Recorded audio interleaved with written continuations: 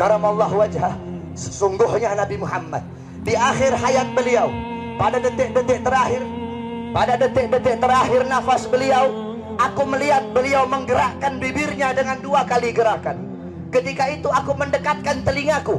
Ketika aku mendekatkan telingaku, aku mendengar beliau berkata, ummati, ummati, kata beliau. Ketika itu saudara-saudara, ketika itu Allah berkata kepada Jibril, wahai Jibril, engkau turun, beritahu kepada Muhammad bahwasanya aku memberikan kepada dia 2 pilihan. Apakah dia akan memilihku atau dia memilih dunia? Kalau dia memilih dunia, akan aku panjangkan umurnya. Kalau dia memilihku, katakan kepadanya akan datang kematiannya pada hari ini. Datang Jibril membawa pesan tersebut, kemudian disampaikan kepada Nabi. Kata Nabi, wahai Jibril, sampaikan kepada Allah bahwasanya aku lebih memilih Allah subhanahu wa ta'ala. Kehidupan yang sebenarnya bagiku bukan dunia. Kehidupan yang sebenarnya bagiku ketika ruhku berpindah berjumpa kepada Allah subhanahu wa ta'ala.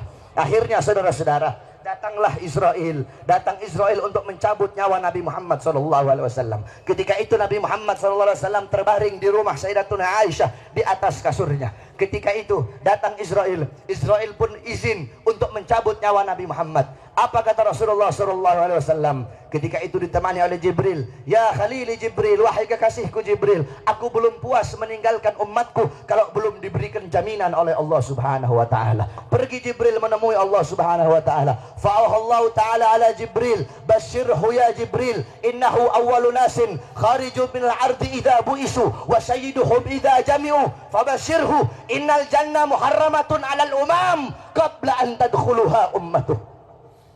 Wahai Jibril, sampaikan kepada Muhammad, dia manusia yang pertama kali akan aku bangkitkan di hari kiamat dan menjadi manusia yang memimpin seluruh manusia kelak pada hari kiamat. Dan sampaikan kepadanya jaminan dariku bahwasanya sorga aku haramkan untuk dimasuki oleh siapapun sebelum sorga dimasuki oleh umatnya. Ini jaminan dariku wahai Jibril. Nabi Muhammad pada saat detik-detik terakhir nafasnya tidak memikirkan diri beliau, keluarga beliau, anak cucu beliau. Yang beliau pikirkan kalian sebagai umat, saudara-saudara. Apakah cukup sampai di situ? Tidak, tidak cukup sampai di situ. Dicabut nyawanya Nabi. Dicabut nyawanya Nabi. Ketika dicabut nyawa Nabi Muhammad, Nabi mendesah. Ketika dicabut nyawa, Nabi berlirih. Ah, kata Nabi. Dicabut lagi nyawa Nabi. Nabi berkata, ah. Di samping Nabi Muhammad ada sebuah cawan berisi air. Beliau letakkan tangan kanan beliau, beliau usapkan keringat, peluh-peluh keringat-keringat yang keluar di wajah beliau. Beliau berkata, ya Khalili Israel, wahai kekasihku Israel, apakah seperti ini rasa sakit dicabut nyawa wahai Israel? Saudara-saudara, Nabi Muhammad yang sholat sampai kakinya bengkak, Nabi Muhammad yang sholat sampai kakinya keluar nanah, merasakan sakit ketika dicabut nyawa. Bagaimana dengan orang-orang yang lalai dari sholatnya, saudara-saudara? Nabi Muhammad, manusia yang paling mulia, khairul khalqillah, khairul wafa, wa bahras safa, merasakan sakit ketika dicabut nyawa. Bagaimana dengan para pendosa? Bagaimana dengan orang-orang yang durhaka kepada Allah subhanahu wa ta'ala? Dicabut nyawa Nabi Muhammad SAW. Kata beliau, apakah seperti ini rasa sakit dicabut nyawa? Kemudian Israel pun berkata, iya ya Rasulullah, seperti inilah rasa sakit dicabut nyawa. Kemudian Israel berkata, Rasulullah berkata, wahai Israel, apakah rasa sakit seperti ini juga yang nanti akan dialami oleh umatku?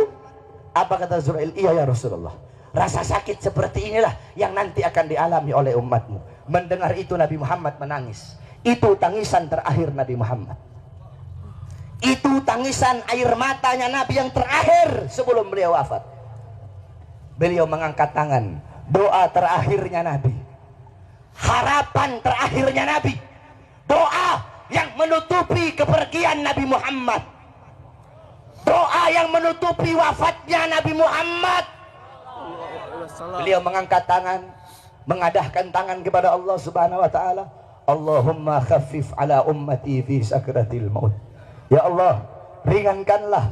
Ya Allah, permudahkanlah sakratul maut umatku. Ya Allah, ya Allah, aku nabi mereka, aku pemimpin mereka, aku penanggung jawab mereka. Berikan seluruh rasa sakit sakratul maut mereka kepada aku ya Allah. Biar aku menanggung rasa sakit sakratul maut umatku ya Allah. Umatku tidak akan kuat, umatku tidak akan mampu ya Allah. Biar aku menanggung seluruh sakratul maut mereka. Berikan rasa sakit sakratul maut mereka kepada aku ya Allah. Di mana kalian untuk Nabi Muhammad? Apa yang telah kalian lakukan untuk Nabi Muhammad SAW? Sudahkah kalian menyenangkan hatinya Nabi? Sudahkah kalian mengorbankan jiwa, nyawa, darah, harta kalian untuk Nabi Muhammad SAW? Para sahabat-sahabatnya Nabi mengorbankan jiwanya, nyawanya, darahnya, hartanya. Sumayyah, wanita yang tua renta, dipaksa keluar dari ajarannya Nabi, dikubur setengah badan, ditombak, keluar isi perutnya, dicambuk. Hei Sumayyah, keluar kamu dari ajaran Nabi. Apakah Sumayyah lebih memilih kesenangan dunia? Apakah Sumayyah lebih memilih kebebasan dunia? Sumayyah lebih memilih mati daripada harus meninggalkan ajaran Nabi Muhammad. Allahu Akbar. Bilal ibn Rabah dikasih batu yang besar, dicambuk, dipaksa keluar, dipaksa meninggalkan Nabi, meninggalkan syariat Nabi, meninggalkan Al-Qur'annya Nabi. Apakah Bilal lebih memilih kesenangan dunia? Apakah Bilal lebih memilih kebebasan dunia? Apa kata Bilal? Walaupun tubuhku dipotong-potong menjadi bagian-bagian yang kecil untuk menghentikan kecintaanku kepada Nabi, dengan dipotong-potong tidak akan berhenti kecintaanku, malah dengan dipotong-potong hanya akan menambahkan kecintaanku kepada baginda Nabi besar. Allahu Akbar.